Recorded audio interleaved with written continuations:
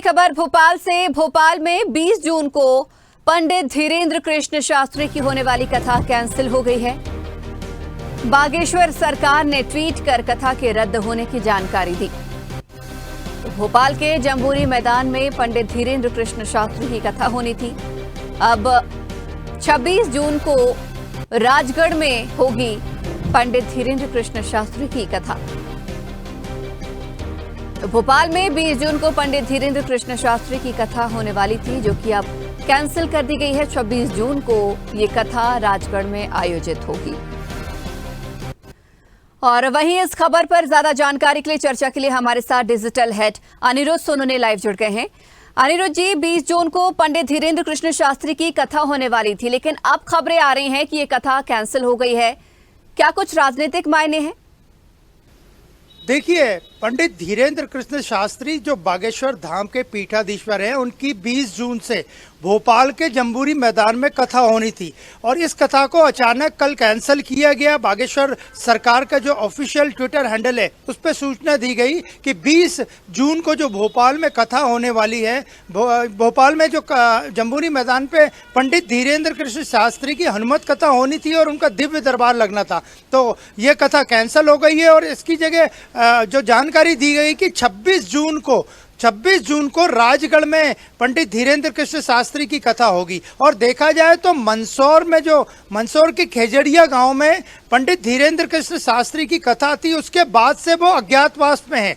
और अज्ञातवास में पंडित धीरेन्द्र कृष्ण शास्त्री ने कहा था कि वे अज्ञातवास पर रहेंगे और अज्ञातवास पे वो हिंदू धर्म पे एक किताब लिखेंगे। तो कुल मिला के देखा जाए तो पंडित धीरेन्द्र कृष्ण शास्त्री फिलहाल अभी अज्ञातवास में हैं। उनकी कथा जो भोपाल में 20 जून से होने वाली थी, वो कैंसिल हो गई है। 24 जून को वो वापस छतरपुर बागेश्वर धाम पहुंचने वाले थे और जो अभी घोषणा की गई है कि 26 जून को राजगढ़ में उनकी हनुमत कथा और दिव्य दरबार लगेगा। यानी कुल मिला के पंडित धीरेन्द्र कृष्ण शास्त्री अभी अज्ञातवास में हैं। उनके अज्ञातवास पे सस्पेंस बना हुआ है। वे एक हिंदू धर्म पे किताब लिखने की बात कह के मंदसौर के खेजड़िया से रवाना हुए थे, उसके बाद से वो अज्ञातवास पे हैं। और पंडित धीरेन्द्र कृष्ण शास्त्री खुलेआम कहते हैं कि भारत को हिंदू राष्ट्र बनाना है। तो अब सबकी निगाह पंडित धीरेन्द्र कृष्ण शास्त्री की 26 जून को राजगढ़ में होने वाली हनुमत कथा और दिव्य दरबार पे लगी है कि वे वहां क्या कहते हैं और हिंदू धर्म पे जो उन्होंने किताब लिखने की घोषणा की है, उस किताब में क्या रहेगा। वो किताब लिख चुके हैं और पूरे कुल मिला के अभी पंडित धीरेन्द्र कृष्ण शास्त्री का अज्ञातवास एक सस्पेंस बना हुआ है। बिल्कुल अनिरुद्ध जी, लेकिन देखा जाए तो ये धीरेन्द्र कृष्ण शास्त्री की कथा कोई पहली बार यहाँ पर कैंसिल नहीं हो रही है। कई और हमने क्षेत्रों में देखा जहाँ पर कथा कैंसिल हुई, लेकिन लंबे समय से भोपाल में इसकी जो है तैयारियां हमें देखने को मिल रही थी। जो उनके अनुयायी हैं या श्रद्धालु हैं जो बागेश्वर सरकार को मानते हैं, वो एक लंबे समय से इंतजार कर रहे थे, क्योंकि हाल ही में आपने देखा जिस तरीके से पंडित प्रदीप मिश्रा की भी कथा संपन्न हुई, उसके बाद इंतजार धीरेन्द्र कृष्ण शास्त्री का था, लेकिन कैंसिल हो गई। कोई स्पष्ट वजह सामने नहीं आई है। क्या कुछ हम राजनीतिक हलचल मान सकते हैं?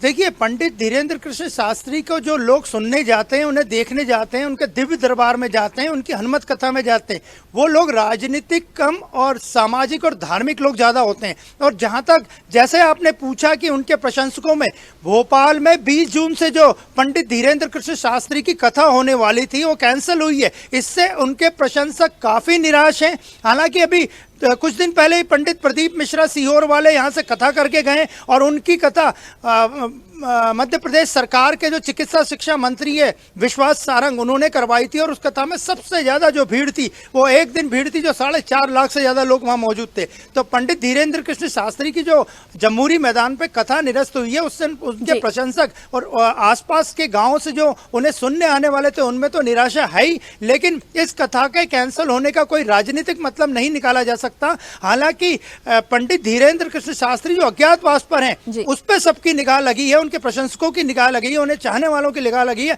और शिवरंजनी के बारे में आपको बता दें, जो 1 मई से गंगोत्री से गंगा जल लेकर रवाना हुई थी, वो छतरपुर पहुंच चुकी हैं और छतरपुर में वो बागेश्वर धाम यानी पंडित धीरेन्द्र कृष्ण शास्त्री से मिलने की इच्छा रखती हैं। तो कुल मिला के देखा जाए तो 26 तारीख बहुत अहम होगी, जब पंडित धीरेन्द्र कृष्ण शास्त्री अज्ञातवास से वापस आएंगे। राजगढ़ में वो अपनी हनुमत कथा करेंगे और दिव्य दरबार लगाएंगे। सभी की निगाह 26 जून पे लगी है। हालांकि भोपाल में कथा कैंसिल होने से उनके प्रशंसक, उन्हें चाहने वाले, उनको मानने वाले लोग काफी निराश हैं।